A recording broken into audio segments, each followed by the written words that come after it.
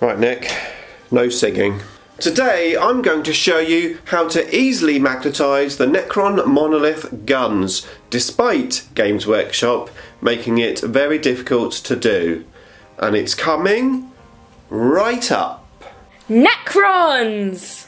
Nick speaking, and welcome to this video. And if you're new to the channel and you want to learn about Necrons and more, then please subscribe and hit all notifications. Then please subscribe and turn on all notifications so you don't miss an upload. Okay, so today we're going to magnetise the new Necron Monolith. I've magnetised a lot of Necron miniatures, and there is a playlist to all of those videos in the description below and the pinned comment, so check them out if you want to magnetise some of the other units. But today it's the new Monolith. Now I know some of you are thinking, well, I've got the old Monolith and I want to learn how to adapt the old Monolith guns to the new one, because of course we've got the new Death Ray, which is no doubt a very good weapon. Well, that will be for another video. I have been thinking about how to do it and I've got a few ideas, but I'm not quite ready to share them. But that will come in the future. Today though, it's magnetising the new Necron Monolith weapons. Here we go. Okay, so here is my Monolith in bits at the moment. I've cleaned all the mould lines off, and of course we've got to paint this thing sub-assembly, and whilst the instruction book shows you which bits to paint sub-assembly, well, in my opinion I think you have to paint even more sub-assembly than what they say in the instruction book, just from looking at the miniature. However, today we're here to magnetise the miniature, in particular the guns. Now, one thing which I will be gluing together once I've done the guns is the side sections here where the gun ball joint goes into.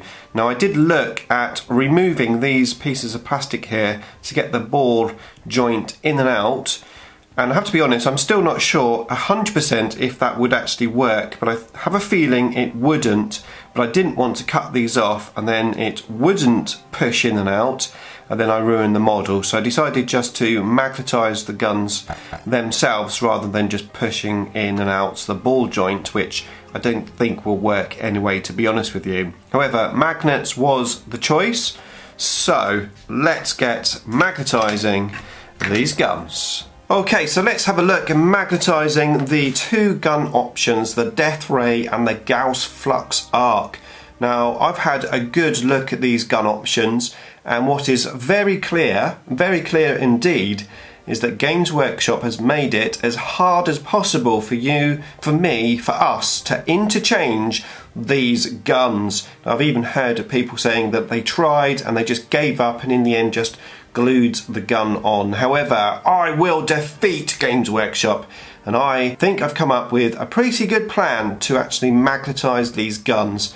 And of course, this is what the video is about, to teach you how to do it as well.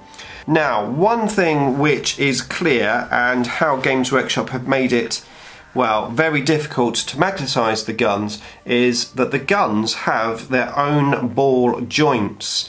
And they've made it, as I said, as tricky as they can for you to magnetise it, because the ball joint with the flux arcs has these two things glued to the ball joint on the side, and this one is an open ball joint where this gun here just pushes in and out.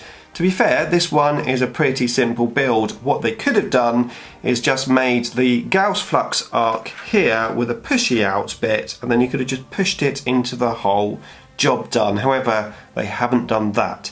So we're going to come to the Flux Arc a little bit later. Let's start with the easy one, the Death Ray, and like I said, this little sticky out bit basically just pushes into the hole. So what we're going to do is put a magnet into the hole, cut off the sticky out bit, drill a hole into here and put a magnet into that. Now I'm going to use some 2x1mm magnets. They're N52 in strength, the strongest ones you can get in the smaller sizes. Now this hole is slightly bigger than 2mm, so what I'm going to do is start by filling the hole with some green stuff Once I've done that, I'm going to wet the magnet and just push the magnet into the green stuff so that I get a nice little hole for the magnet to glue on once the green stuff is dried.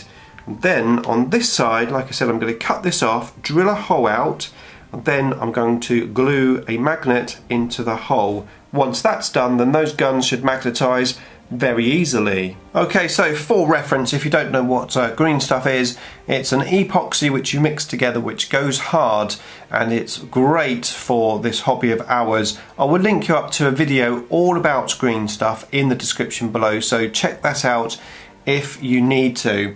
Right, so I filled the hole with green stuff, I wet the magnet so it didn't stick to the green stuff, pushed it into place and took it back out again and let this fully dry. Now it is dry and I can glue my magnet into place. And there it is, glued into place. I've also drilled out the hole in this section, glued the magnet into place, and we now have a magnetised death ray. And of course I've left the little side sections off of the death ray purely because I want to make it easier to paint it, so I'll glue those on after painting. But that is one gun done.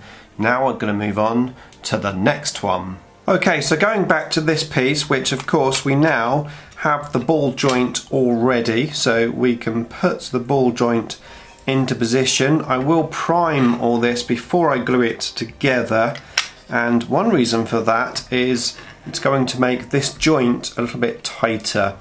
Now, unlike the old monolith where it moved backwards and forwards as well as up and down, this one just moves up and down. However, I've noticed it's a little bit loose, so I think if I prime it first it will tighten that little joint up a little bit. Anyway, we've got that one magnetised, so the next job is to magnetise this weapon onto the ball joint. Now, the way this gun works is you've got these two side pieces, and they effectively just glue to the side of the gun. It's a little bit fiddly to get them into position, but there you go. And they give you this little joint, which is the same joint you have on the other gun option, so that's obviously where it rotates up and down. However, of course, we've now got this ball joint already in place. So effectively we need to remove the ball joint from this gun, allowing us to magnetise the actual gun onto our existing magnets which we've already got. So we've got to basically cut out this ball joint, and the way to do that is to cut it out before we glue these pieces together. So let me show you how to do it. Okay, so first of all you are going to need some nice sharp pliers or cutters. I'm using the Citadel ones here, and I have to say these are awesome. Whilst they're quite expensive, they do cut really well. So we're going to use some nice sharp clippers. We're going to start with this section here. Effectively, we want to cut this circle off at the back. Now, there is a join. The gun and the circle sort of join together with this little bit of detail, so we want to try to cut it out. Now, rather than trying to cut it sort of flush downwards, I'm actually going to cut it at an angle just because it's going to just cut easier. Then I'm just going to trim it up with my knife afterwards. So I'm just going to get my little cutters and cut off here, and then on the other side again I'm going to leave the gun section and just cut this sort of ball section off. So I'm going to cut it right at the back like so. So all we have to do is go in and just trim the excess ball off. And then on these side pieces we're going to cut these as well, because of course this little rivet here, we already have that on the ball, so we've got to cut it before the rivet. However, we want to be quite careful here because I've got a little idea that I want to use these rivets for, and this is another good reason for having a nice sharp pair of pliers. So we effectively are going to cut this off here at the back, this little rivet, and we're going to make it as straight as we can to the gun. And we're going to try to not damage the rivet because, as I said, I've got a little plan for that later. So just get our cutters into position and then just cut that off. And again, we can just flatten this off and just straighten it up slightly. Okay, so we're going to do that on the other side as well, and then we're going to tidy them up with our knife, and then we'll be back. Actually, I just noticed these bits here, just in between the gaps. Of course, that is excess sprue, so I'm supposed to cut that out. So I'll do that as well. Okay, so that's all trimmed up. To be fair, it's very easy to do. Literally, just got my knife and just cut off the rest of the ball and then just straightened them up slightly. There wasn't really too much straightening to do. So we are now ready to glue these three pieces together. Now, whilst this is drying, we're going to use plastic glue, of course, just to make sure we get the gun in exactly the right position. We're going to use the front of the gun and just basically push these into position. I suppose you could glue these on now if you want. However, I'm just going to leave mine off and glue them in at the end. But yeah, just glue these together, use this to make sure they're in the right position, and let it fully dry. Okay, so that is all glued together and dried, and now we've got a big hole here, which is where we're going to put the magnet so that we can magnetise the whole thing onto here. So the first thing we're going to do is mix up some green stuff and just fill in the hole, which I've done already on one of them. So there's the green stuff. I've literally just finished this, so it's all wet. And what we're going to do is make a hole in the green stuff whilst it's wet to get this in the perfect position onto this piece here. Now, of course, this is recessed, so actually we're going to need two magnets for this particular job. So we're going to just magnetise one magnet on there and then another one. These are the same magnets, 2 by 1mm. We're then going to wet these magnets, and then because this is nice and soft and wet, we can position this and just push it into the position that we want the magnet to eventually be in. So you can just play with this a little bit and then just take it out, and because we wet the magnet, it hasn't stuck to the green stuff, we now have a hole in the perfect place. Gonna let that dry, and then we can glue a magnet into the hole and then glue the second magnet on top of the first magnet. Then we will have this section magnetised, and then we can work on the back piece. Okay, so that's all dried and I've glued in both of the magnets, so that is ready for us to test it on the ball joint. There we go, fantastic. Of course, what we need to do now is put the ball joint into the monolith and have a closer look at it. Okay, so there's the ball joint in there, and of course this isn't glued, I'm just holding it into place. But here is our piece, and it magnetises on there very nicely. However, what I've noticed with this is the detailing on the side just doesn't look that amazing. It almost looks unfinished, which is why right at the beginning I suggested that we keep hold of these two pieces just here. Because what I was thinking of doing was using these pieces here just to tidy up the edge of this back section of the gun, basically just gluing them on.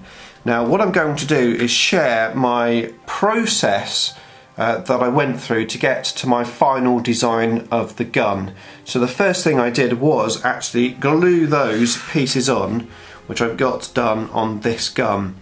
But when I put it into the monolith like this, well, whilst it looked a lot prettier with the new design, the gun no longer went up and down. It was sort of fixed in position. Actually, it's fixed pointing upwards slightly. So I thought, well, how about I trim the top and bottom of this gun, effectively making it flush, sort of horizontal, let's say, and try that. Well, I did that and I tried it, and whilst it was a little bit better at going up and down, the outside piece of plastic, which I obviously had sort of attached, the extra piece, was slightly in the way. So actually I trimmed that extra piece of plastic down and just left that, well, what I'm calling the rivets, that circle piece. So the final result is like this just here, and this works really well, which I'll show you in a second. However, what I would suggest you do rather than gluing all of this on and trimming it down, is to cut out the little rivet section and just glue that into place and then trim it down. So you're going to trim it down at the top to make it flush, at the bottom to make it flush, and then you can just trim the back section off also to make it flush. So it's flush here and at the top and bottom. And the result when we get our monolith is this. It goes on and it goes up and down. We now have one fully magnetised monolith gun. Okay, so now my job is to paint the monolith and get it in a battle report for you. Lots more monolith videos to come. In the meantime, here is the playlist of all of my other magnetising tutorials for you to watch next. Beam me up!